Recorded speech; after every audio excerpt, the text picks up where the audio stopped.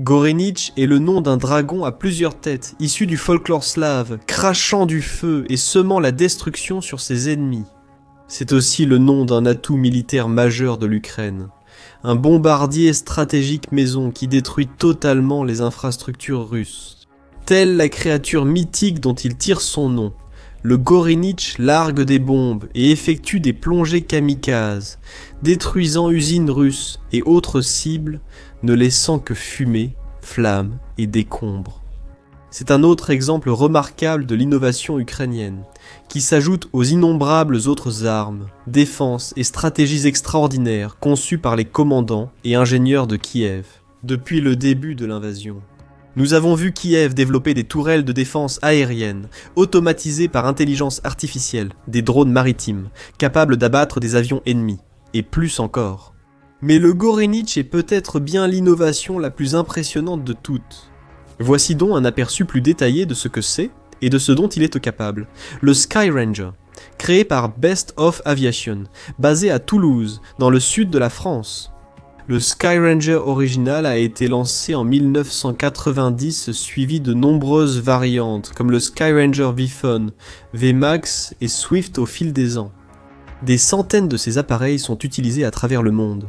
Ils mesurent environ 5,5 mètres de long. 5 mètres, avec une envergure d'un peu plus de 9. 5 mètres, et une hauteur de 2 mètres. Leur poids à vide est d'environ 250 kg, avec un poids maximal au décollage d'un peu plus de 560 kg, et ils peuvent transporter jusqu'à 50 litres de carburant. En termes de performance, le moteur Rotax 912 ultra léger Flat 4 de 79 chevaux du Skyranger permet à ces avions d'atteindre une vitesse de croisière maximale d'environ 150 km/h. Ils peuvent monter jusqu'à 900 pieds par minute, soit 46 mètres par seconde.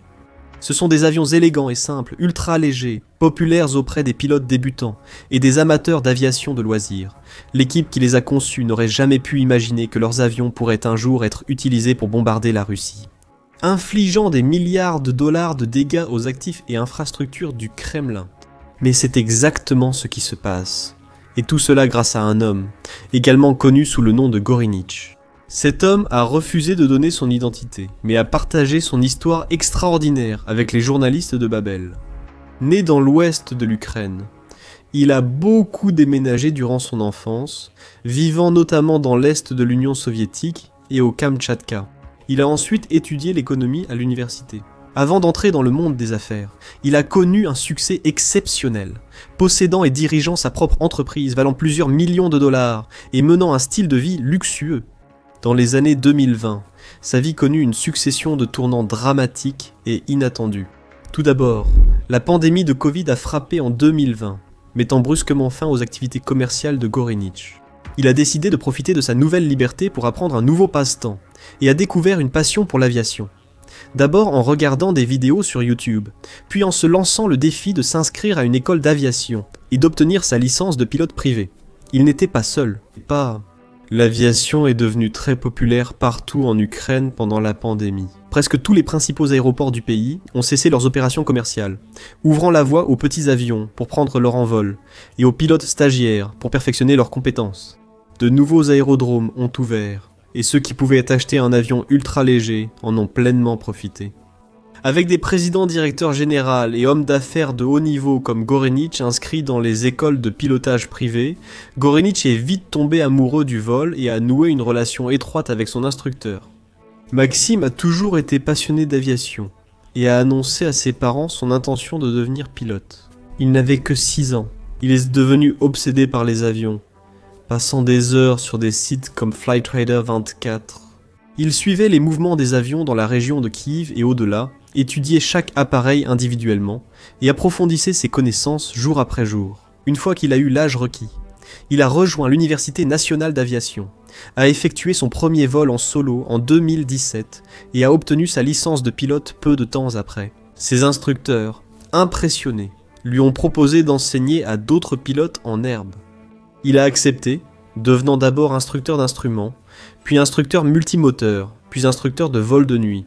Il a formé des centaines d'élèves, dont Gorenich, avant de recevoir une offre plus excitante comme pilote de Boeing 757 pour la nouvelle compagnie Supernova Airlines.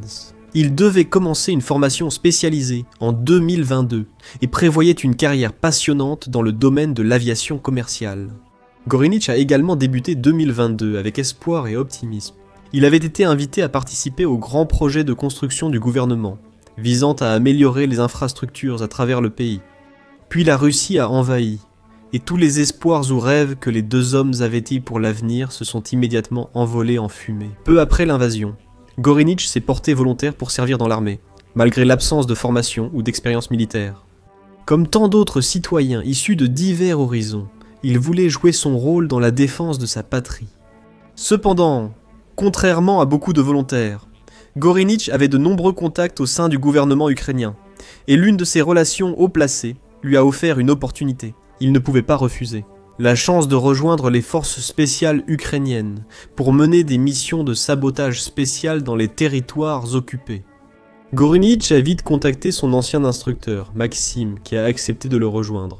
Les deux ont suivi une formation avant d'être déployés dans la région de Donetsk pour travailler avec des véhicules aériens sans pilote Avenger. Ces drones de type avion léger avaient un rayon tactique d'environ 25 miles, soit 40 km, et pouvaient larguer des bombes pesant jusqu'à 8 livres, soit 35 kg sur leur cible, avant de revenir à la base et d'atterrir en sécurité au sol grâce au parachute.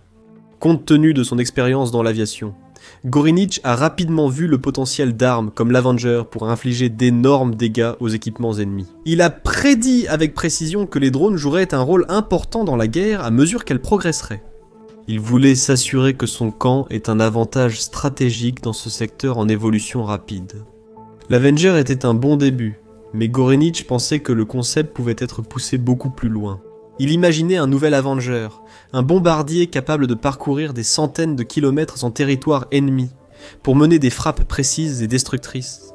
Non seulement cela, mais il croyait aussi avoir les compétences et l'expérience nécessaires pour donner vie à ce bombardier au début de 2023. Il a eu l'occasion de le prouver. Lui et Maxime ont été envoyés servir dans différentes unités militaires des forces d'opération spéciales. Maxime est devenu instructeur, formant les recrues à utiliser l'Avenger.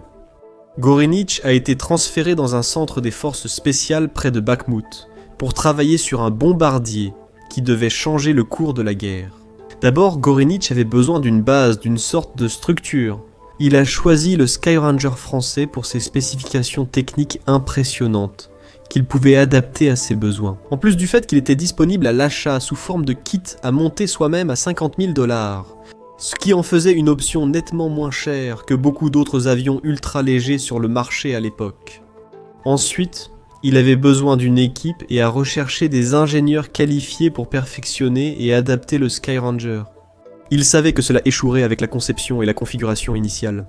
Il fallait des modifications majeures, notamment l'installation d'un système de pilotage automatique qui lui permettrait de décoller, d'effectuer des manœuvres aériennes et d'atterrir en toute sécurité sans qu'aucun pilote réel ne soit aux commandes. Il fallait aussi davantage de carburant pour aller plus loin, des systèmes de navigation et communication militaire, et bien sûr quelques bombes à larguer sur des cibles ennemies. En d'autres termes, Gorinich et son équipe devaient transformer un avion de loisir en une arme mortelle, et d'une manière ou d'une autre, ils y sont parvenus. Après que Gorinich ait eu accès à l'arsenal de l'armée, il a découvert un énorme stock de bombes d'aviation soviétiques, OFAB 100 et 120, la puissance de feu idéale pour ces avions. Il a également eu accès à un terrain d'entraînement, où lui et son équipe pouvaient effectuer des sorties d'entraînement et peaufiner la conception du bombardier. Petit à petit, son projet a pris forme. En 2023, Gorinich a compris qu'il ne pourrait sans doute pas mettre son bombardier en service avec les forces des opérations spéciales en raison de ce qu'il qualifie de raisons militaires et politiques. Il devait plutôt être transféré dans une unité offrant plus de liberté et de flexibilité. Heureusement, cette unité existait déjà, et elle avait été formée par quelques collègues des opérations spéciales de Gorinich, dont les noms de code étaient Fidel et Casper. Constatant l'importance croissante des drones et attaques aériennes avec la progression de la guerre.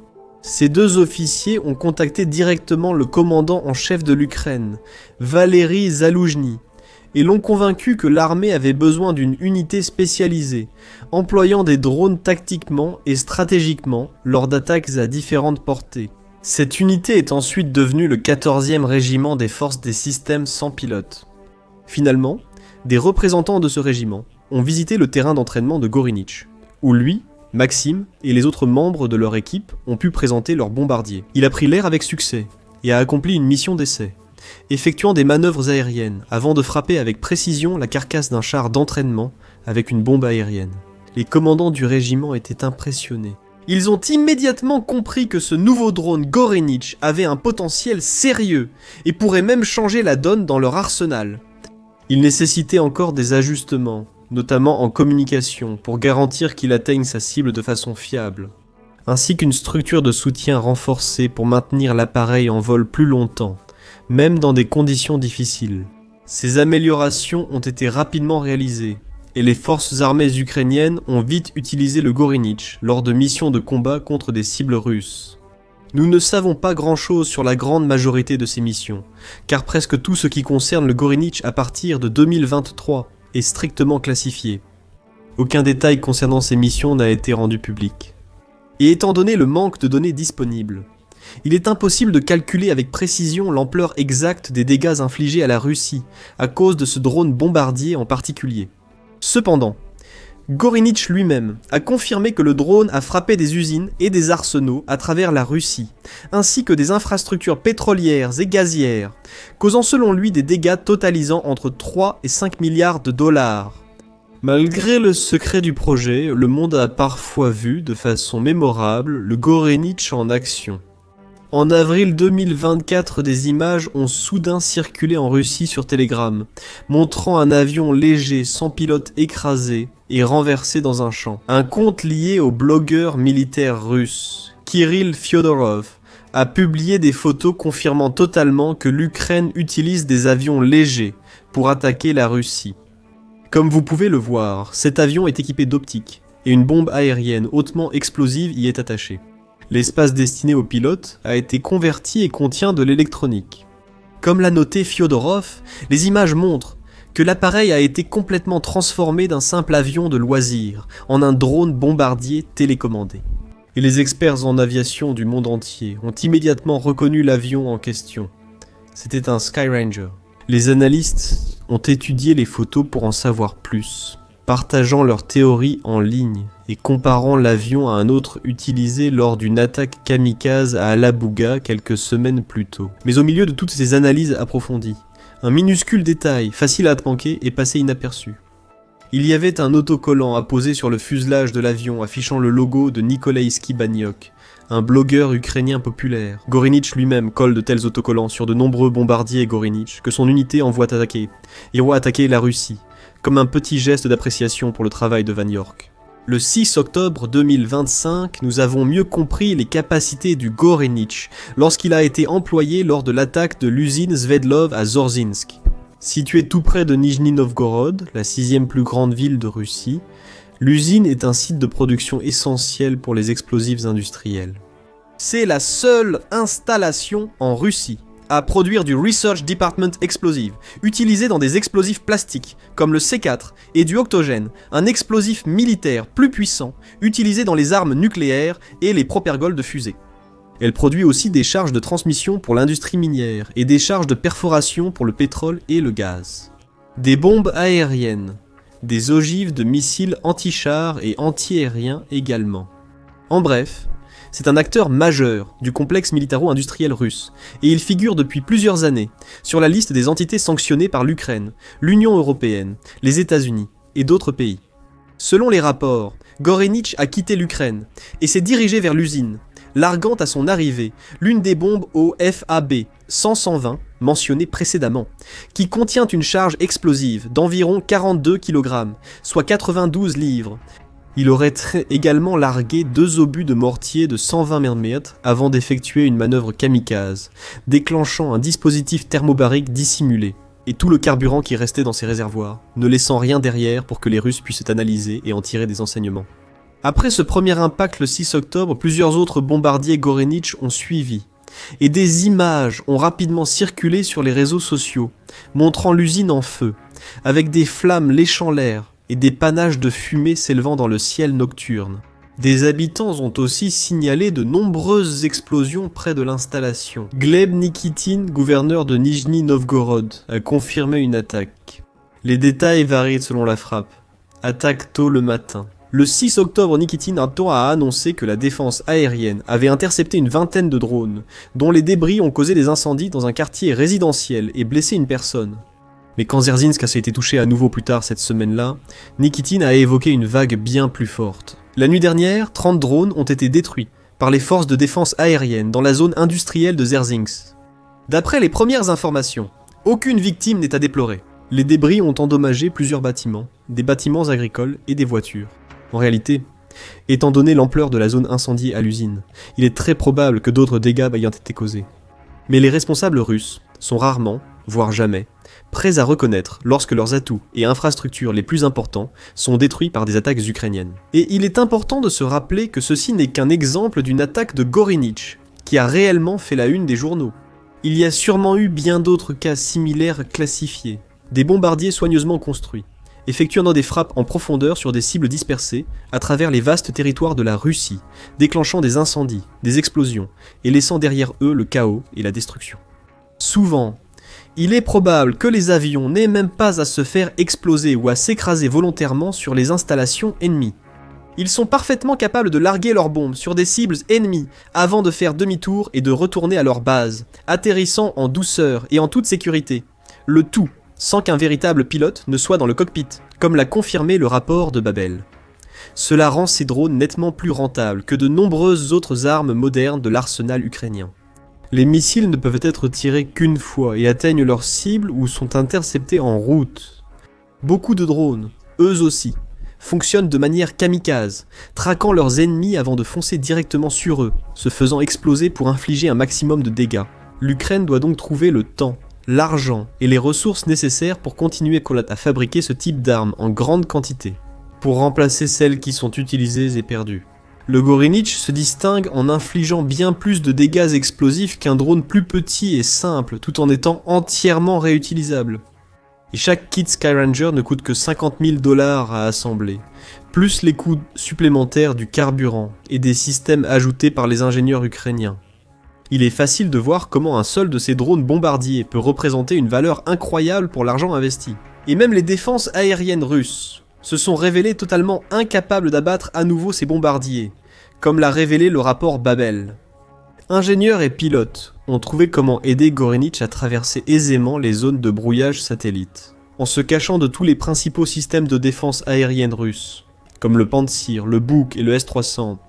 Le 14e régiment peut ainsi lancer ses drones Gorinich. Avec confiance, chacun est convaincu de réussir sa mission, et de laisser aux Russes plus de dégâts et de coûts à supporter. Mais aussi de revenir à la base, prêt à refaire le plein, recharger et repartir à nouveau. Et c'est exactement ce qui se passe régulièrement. Dans l'ombre, sous le couvert de la nuit, loin des gros titres et des reportages. Les bombardiers Gorinich et d'innombrables autres armes et innovations ukrainiennes donnent des cauchemars au Kremlin, menant des attaques dévastatrices en profondeur contre les infrastructures du pays.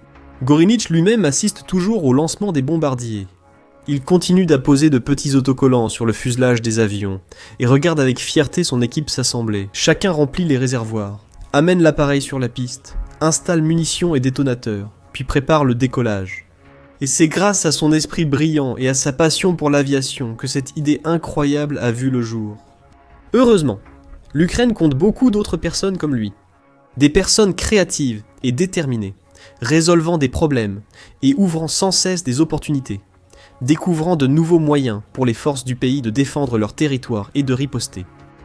Découvrez comment les incroyables forces armées de l'Ukraine mènent le combat contre la Russie et causent des problèmes au Kremlin. Cette vidéo montre comment la maîtrise de Kiev des drones, des frappes de précision et de l'innovation militaire a permis d'équilibrer les forces dans une guerre qui n'aurait pas dû durer si longtemps.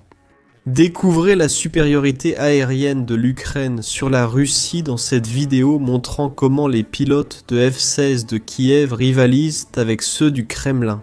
Et enfin, n'oubliez pas de vous abonner à notre chaîne et d'activer les notifications si ce n'est pas déjà fait. Ainsi, Vous pourrez être parmi les premiers au monde à découvrir les dernières nouvelles militaires de la guerre en Ukraine et d'autres conflits importants à travers le globe.